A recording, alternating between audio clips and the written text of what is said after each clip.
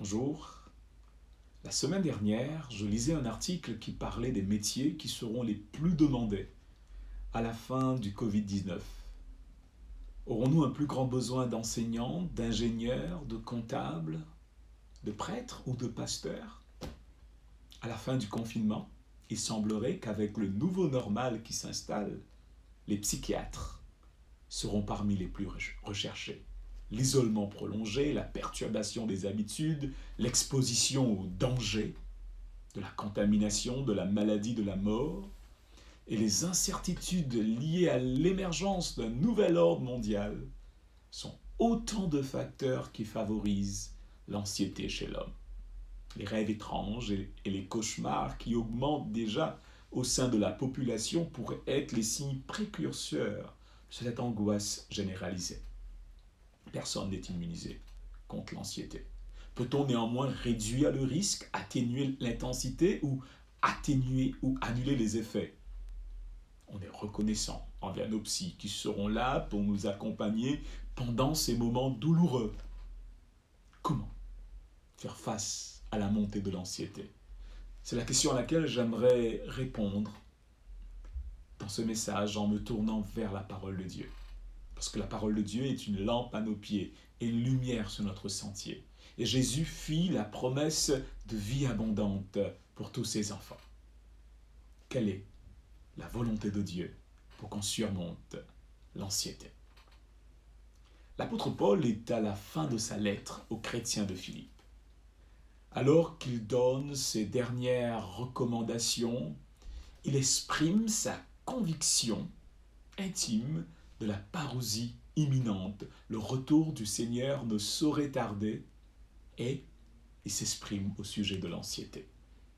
Nous lisons dans l'épître aux Philippiens, le chapitre 4, la fin du verset 5 et les versets 6 et 7. Philippiens 4, fin du verset 5, versets 6 et 7. Le Seigneur est proche, ne vous inquiétez de rien. Mais en toute chose, faites connaître vos besoins à Dieu par des prières et des supplications, dans une attitude de reconnaissance. Le verset 7. Et la paix de Dieu, qui dépasse tout ce que l'on peut comprendre, gardera votre cœur et vos pensées en Jésus-Christ. L'apôtre Paul associe la période précédant le retour de Jésus à un temps d'inquiétude, un temps d'angoisse. Selon l'apôtre, cette situation d'angoisse ambiante n'est cependant pas une fatalité à subir pour le croyant. Il parle de la possibilité d'une paix qui défie toute logique humaine qu'on ne peut comprendre selon ses propres mots, que le croyant pourrait bénéficier pendant ce temps de crise. Ça m'intéresse. Il propose aux croyants de verbaliser ses besoins à Dieu et il précise deux pratiques: prière et supplication et attitude de reconnaissance. Prière. L'année 2020 entrera dans l'histoire de l'humanité comme une année pendant laquelle les hommes et les femmes auront beaucoup prié avec ferveur. Nous pouvons toujours questionner la motivation de chacun. Certains prient pour la réouverture des commerces, pour s'approvisionner en cigarettes ou de bière. Mais le fait demeure que plus de personnes sont en train de se tourner vers Dieu en ce moment. En invitant les chrétiens à prier, les croyants à prier davantage et de façon assidue pour faire face aux angoisses, Paul confirme les paroles rapportées dans le psaume 34, le verset 18. Quand les justes crient, l'Éternel entend et il les délivre de toute leur détresse. La prière soulage de l'anxiété et aide à faire face aux incertitudes de la vie. Pendant ce temps de confinement, suis-je en train d'approfondir mon intimité avec Dieu? Disposer de plus de temps ne se traduit pas automatiquement en plus de temps de prière et de méditation, sauf si je choisis d'être intentionnel. La qualité de ma vie de prière déterminera ma préparation et ma résilience pour faire face aux nouvelles réalités. Lorsqu'il s'agit d'une attitude de reconnaissance, l'autre antidote à l'anxiété, la réalité pourrait être différente, surtout en ce temps de crise. Parce que vous vivez dans un endroit où bientôt 700 000 personnes seront contaminées, avec une moyenne de 2500 personnes qui meurent par jour. Vous conviendrez avec moi qu'adopter une attitude de reconnaissance n'est pas la chose la plus facile. Le chômage technique est à la hausse, le spectre de perdre son emploi et les autres conséquences éventuelles ne favorisent guère un esprit de reconnaissance et de gratitude. Je dois vous avouer que les paroles de Paul « Exprimez votre reconnaissance en toutes circonstances, car c'est la volonté de Dieu pour vous en Jésus-Christ » ne sont nullement les plus faciles à appliquer. Mais Paul, ayant connu des épreuves et des tribulations, connaît l'utilité d'exprimer la reconnaissance, même en de telles circonstances. Relisons notre texte de base. Le Seigneur est proche. Ne vous inquiétez de rien, mais en toutes choses, faites connaître vos besoins à Dieu par des prières et des supplications, dans une attitude de reconnaissance. Et la paix de Dieu qui dépasse tout ce que l'on peut comprendre gardera votre cœur et vos pensées en Jésus-Christ. Exprimer la reconnaissance, notre gratitude, fait partie du plan de Dieu pour que le croyant surmonte l'anxiété. Une attitude de reconnaissance consiste à voir et à reconnaître que Dieu est actif et qu'il est en train d'agir pour notre bien en ce moment. Il ne s'agit pas d'être reconnaissant pour les problèmes et autres complications, mais d'être capable de voir la main et les bienfaits de Dieu au milieu de ce que nous traversons. C'est cela, un esprit de reconnaissance. Un esprit de reconnaissance au milieu de la crise n'est nullement un déni de la réalité, mais le résultat d'une perception plus complète de la réalité. La présence et les actions de Dieu sont aussi réelles que la crise. Un esprit de reconnaissance est le résultat d'une vision en réalité augmentée.